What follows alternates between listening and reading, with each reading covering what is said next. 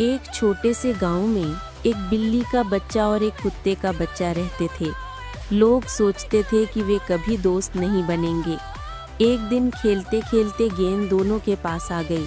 बिल्ली का बच्चा उसे पकड़ने भागा और कुत्ते का बच्चा भी दौड़ा। दोनों ने मिलकर गेंद पकड़ी और खिलखिलाकर हंस पड़े। उस दिन से वे हमेशा साथ खेलने लगे। तितलियों के पीछे दौड़ते, तालाब किनारे बैठते और रात को एक ही जगह सोते।